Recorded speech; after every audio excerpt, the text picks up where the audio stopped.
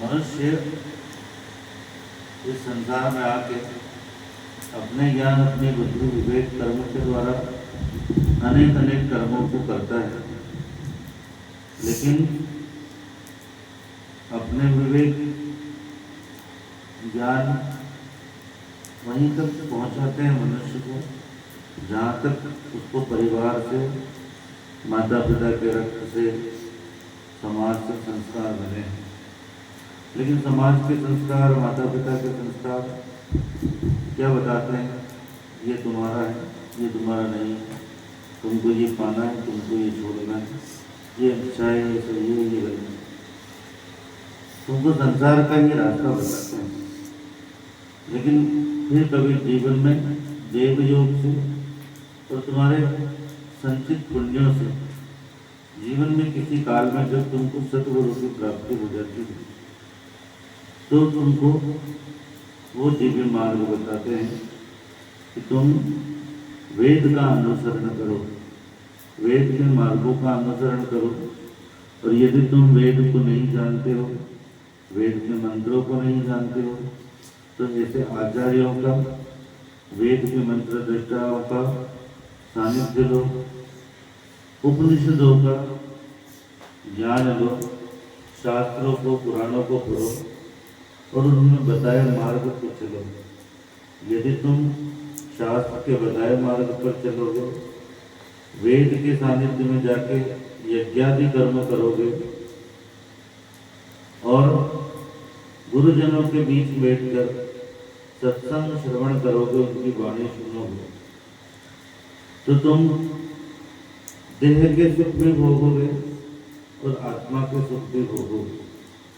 यदि तुम यज्ञादि कर्म करोगे तो इस संसार में जो भी ऐश्वर्य, भोग, वस्तुएं हैं वो सब कुछ तुमको प्राप्त हो सकती है। सूत्र ऐसा कहता है, आरोग्यम भास्करादिच्छेद धनमिच्छेद हुताशनाथ। यदि तुमको निरोगी काया चाहिए तो तुम भगवान सूर्य की शरण में जाओ, और यदि तुमको परम ऐश्वर्य, परम धन संपदा चाहिए तो तुम अग्नि की शरण में जाओ। वेद चार हैं, तो चारों में प्रथम जो ऋग्वेद है उसका प्रथम मंत्र ही तुमको ये कहता है, आदेश करता है, अग्निमीले पुरोहितम।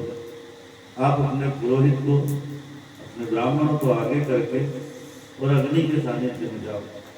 यज्ञश्च देव ऋत्विजम होतारम रत्नधातुम।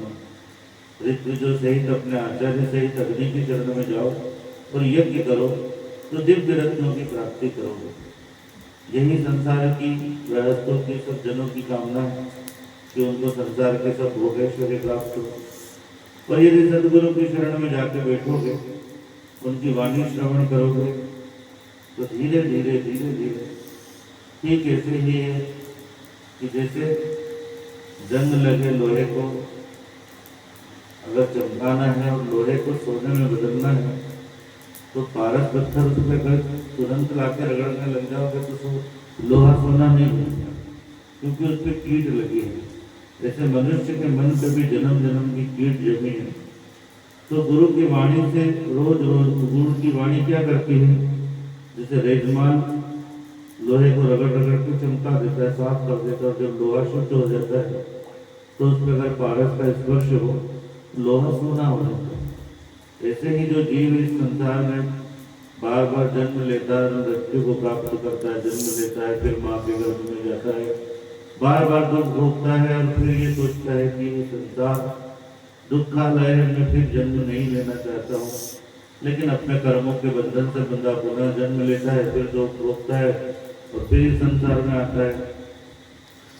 लेकिन जब सदगुरु के सानिध्य में जीव चला जाता है और जब उसके मन में ये विचार आ जाता है कि अब मुझे इस भव बंधन से मुक्त होना है, इन सुखों दुखों से मुक्त होना है, तो सदगुरु तुमको वो रास्ता दिखाते हैं और तुमको कहते हैं कि जान, तू स्वयं को जान, तेरे अंदर वो परमात्मा छिपा है, तो अज्ञान के पर्दे को हटा, अपने हृदय के अंदर ज्ञान के दीपक को जला, ज्ञान की ज्योति को जला और अपने अंदर छुपे परमात्मा को देख। तो जीव नहीं तो ब्रह्म ही है। तेरा ये जो अज्ञान है इसको मिटा, पर वो कब मिटेगा? क्योंकि तुम्हारे मन बुद्धि पे जन्म जन्म की वो अज्ञानता छाई हुई है। जब वो गुरु की वाणी रोज रोज रोज रोज तुम श्रवण करोगे, उनके सानिध्य में रहोगे, उनकी सेवा करोगे, उनके बताए मार्ग का अनुसरण करोगे, तो धीरे धीरे एक दिन जीवन में ऐसा आएगा कि जो जीव उस ब्रह्म की खोज में चला है, वो जीव स्वयं एक दिन ब्रह्म ही हो जाएगा। हर कोई परमात्मा हो सकता है, तुम भी परमात्मा हो सकते हो, तुम भी उस परमात्मा को पा सकते हो। एक निष्ठ हो गुरु के चरणों के प्रति, गुरु के वाणी के प्रति। शिष्य का एक ही धर्म है कि गुरु क्या कर रहा है, गुरु कैसा है, गुरु की अवस्था क्या है, गुरु का वर्ण कैसा है, वो कौन है, कैसा, इन सब से मतलब मत रखो।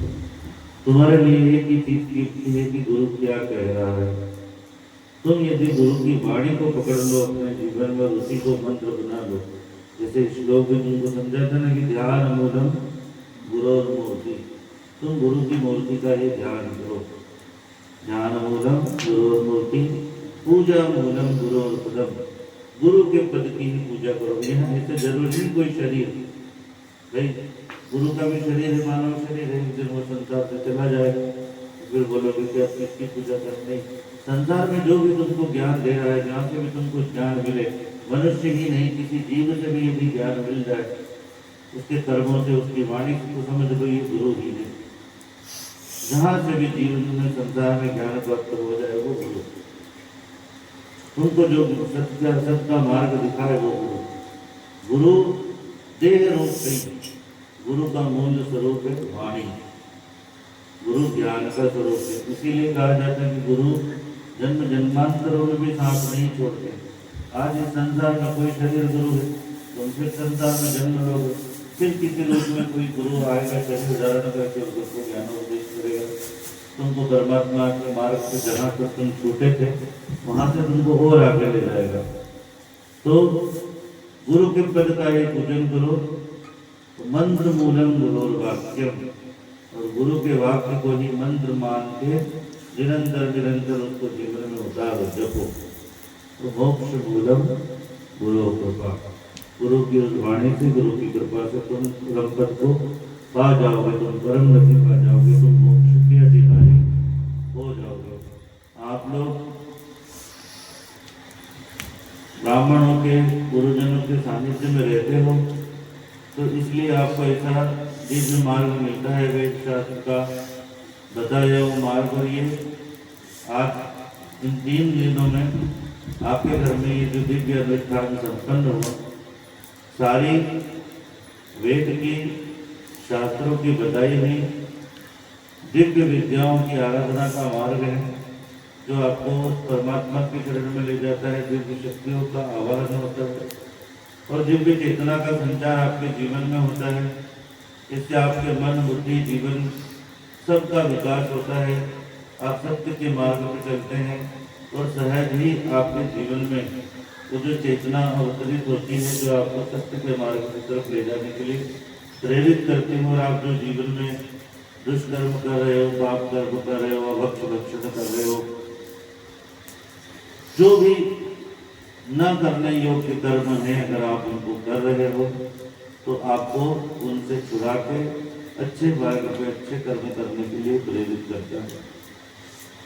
अगर आपके घर में आगे इतना दिव्य अनुष्ठान हुआ है और भविष्य में भी आप चाहते हो कि आपके घर में ब्राह्मण, देवता, गुरु, महापुरुष, दिव्य आत्मा, दिव्य शक्ति, दिव्य ऊर्जा का संचार हो, तो आपको सत्य के मार्ग पे, धर्म के मार्ग पे, सात्विक आहार, सात्विक व्यक्ति के जीवन को अपनाना पड़ेगा। जिस धर्म में मदिरापान, मांस भक्षण, बुरे आचरण, स्त्री का सम्मान नहीं होता है, असत्य संभाषण किया जाता है, घर के लोग कलह से भरा जीवन जीते हैं, ऐसे स्थान पे न देवता आते हैं, न ब्राह्मण आते हैं, न वेद मंत्र उनके फलित होते हैं, न गुरु के बताए मंत्र, न साधनाएं उनकी सिद्ध होती, न दिव्य आत्माओं का उनके घर में वास होता है।